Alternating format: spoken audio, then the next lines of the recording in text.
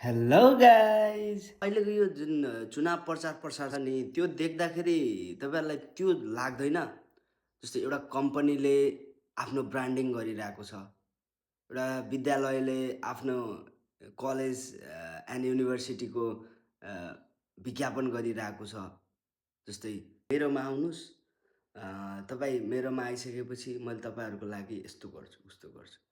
जस्तै university like तपाईँ मेरोमा आउनुहोस्, तपाईँहरू पास हुने 100%। जस्तै मेरो कम्पनीमा आउनुहोस्, तपाईँलाई जब दिन्छु, यतिको अफर दिन्छु, एकोमोडेसन दिन्छु, यताउता। जस्तै अब उता चुनावतिर जाँदा के हुन्छ, तपाईँ मेरो पार्टीमा धैर्य भएर आउनुहोस्, तपाईँ पार्टी छोडेर मेरो पार्टीमा आउनुहोस्, मेरो पार्टीले यस्तो गर्छ, उस्तो गर्छ।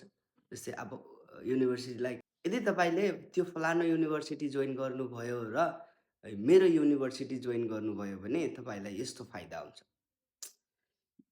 यस्तो यो सायद नेपालमा मात्रै नभएर नेपाल विश्वको कुनै पनि देशमा यही किसिमकै हुन्छ होला।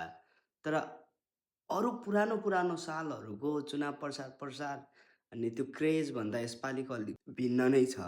जनताले पनि चासो राखेको यो चुनावला जस्तो छ यसपालि चाहिँ, हैन?